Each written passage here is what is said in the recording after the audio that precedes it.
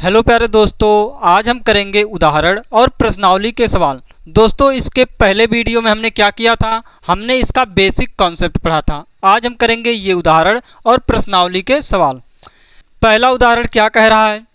कह रहा है नीचे दी गई आकृति, ये जो नीचे दी गई आकृति है 2.9 में ग्राफों को देखिए। हमसे क्या कहा गया? कहा गया है नीचे दी गई आकृति में इन ग्राफों को देखिए, देखना है और क्या करना है, प्रत्येक आकृति y बराबर p ऑफ x के रूप का है। यानी कि ये जो प्रत्येक आकृति दिया गया है, ये आकृति कैसा है? ये आकृति y बराबर p ऑफ x के रूप का है, जहां p ऑफ x क्या है? एक बहुपद है।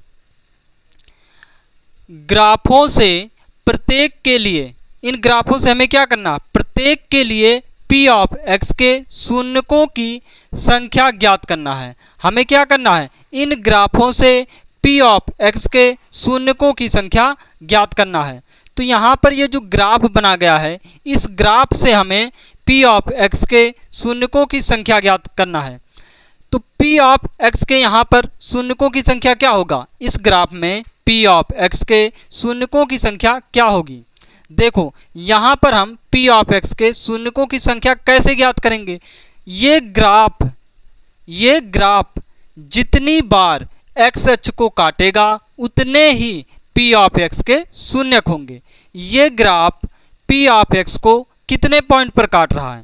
ये ग्राफ x अक्ष को कितने बिंदुओं पर काट रहा है? एक बिंदुओं पर। तो यानी कि p ऑफ x के शून्यकों की संख्या इस ग्राफ में कितनी होगी? एक होगी। कितनी होगी? एक होगी। अगर इसका रीजन देना हो कि यहाँ पर शून्यकों की संख्या एक क्यों होगी, तो आप क्या बताएंगे? यहाँ पर p ऑफ x के शून्यकों की संख्या एक इसलिए होगी क्योंकि ये ग्राफ x अक्ष को एक पॉइंट पर प्रच्छेद कर रहा है। अब देखो दूसरा क्वेश्चन। दूसरे क्वेश्चन में हमें क्या करना है? हमें p ऑफ x के शून्यकों की संख्या ही ज्ञात करना है।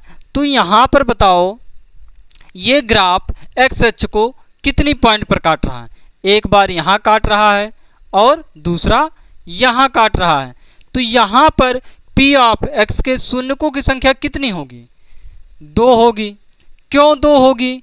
क्योंकि ये ग्राफ x अक्ष को 2 बिंदुओं पर प्रच्छेद कर रहा है। अब देखो ये तीसरा क्वेश्चन। यहाँ पर देखो, ये ग्राफ x अक्ष को कितने बिंदुओं पर प्रच्छेद कर रहा है? कितने बिंदुओं पर प्रच्छेद कर रहा है x अक्ष को? 3 बिंदुओं पर। तो यहाँ पर p ऑफ x के शून्यकों की संख्या कितनी होगी? 3 होगी। क्यों 3 होगी? क्योंकि ये जो ग्राफ है वो x अक्ष को 3 बिंदुओं पर प्रच्छेद कर रहा है। अब देखो ये क्वेश्चन। यहाँ पर देखो, ये ग्राफ x अक्ष को कितनी बिंदुओं पर प्रच्छेद कर रहा है? एक बिंदु पर। तो यहाँ पर p ऑफ x के शून्यकों की संख्या कितनी होगी? 1 होगी। हमें ये नहीं ध्यान देना है कि ये ग्राफ y अक्ष को कितने बिंदुओं पर प्रच्छेद कर रहा है, इससे हमें मतलब नहीं रखना है। हमें सिर्फ ये देखना है ये जो ग्राफ बना है x अक्ष को कितनी बिंदुओं पर प्रच्छेद कर रहा है। अब यहाँ पर देखो, ये ग्राफ x अक्ष को कितनी बिंदुओं पर प्रच्छेद कर रहा है? एक बिंदु पर। तो यहाँ पर p ऑफ x के शून्यकों की संख्या क्या होगी? 1 होगी। क्यों 1 होगी? क्योंकि ये ग्राफ x अक्ष को एक बिंदु पर प्रच्छेद कर रहा है। अब यहाँ पर देखो, ये कितने बिंदुओं पर प्रच्छेद कर रहा है? कितने बिंदुओं पर प्रच्छेद कर रहा है? 4 बिंदुओं पर। तो यानी कि p ऑफ x के शून्यकों की संख्या कितनी होगी? 4 होगी। क्यों 4 होगी? क्योंकि ये ग्राफ x अक्ष को कितने बिंदुओं पर काट रहा है? 4 बिंदुओं पर काट रहा है। इसलिए यहाँ पर p ऑफ x के शून्यकों की संख्या कितनी होगी? 4 होगी। तो ये हो गया हमारा पहला उदाहरण। अब हम करते हैं प्रश्नावली के सवाल।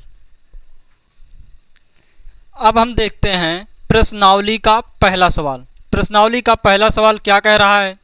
कह रहा है किसी बहुपद p ऑफ x के लिए, किसी बहुपद p ऑफ x के लिए y बराबर p ऑफ x का ग्राफ नीचे आकृति 2.10 में दिया गया है।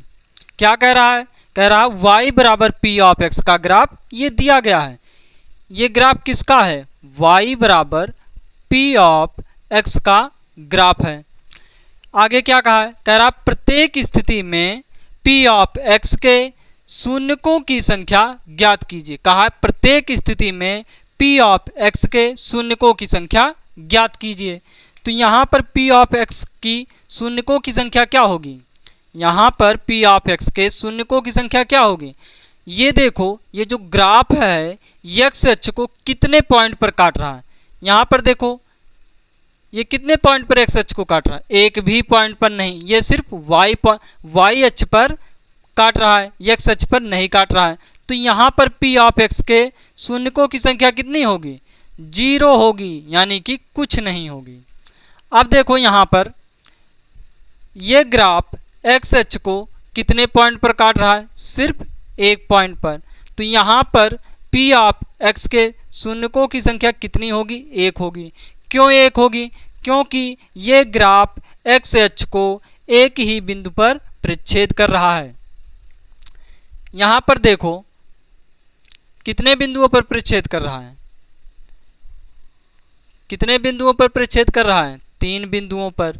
तो यहाँ पर पी ऑफ एक्स के शून्यकों की संख्या कितनी होगी? 3 होगी। क्यों 3 होगी? क्योंकि ये ग्राफ एक्स अक्ष को 3 बिंदुओं पर प्रतिच्छेद कर रहा है। अब देखो यहाँ पर ये ग्राफ कितने बिंदुओं पर प्रतिच्छेद कर रहा है? एक्स अक्ष को 2 बिंदुओं पर। तो यहाँ पर पी ऑफ एक्स के शून्यकों की संख्या कितनी होगी? 2 होगी। क्यों 2 होगी? क्योंकि ये ग्राफ एक्स अक्ष को 2 बिंदुओं पर प्रतिच्छेद कर रहा है। यहाँ पर यह ग्राफ एक्स अक्ष को कितनी बिंदुओं पर प्रतिच्छेद कर रहा है? कितनी बिंदुओं पर प्रतिच्छेद कर रहा है? 4 बिंदुओं पर प्रतिच्छेद कर रहा है।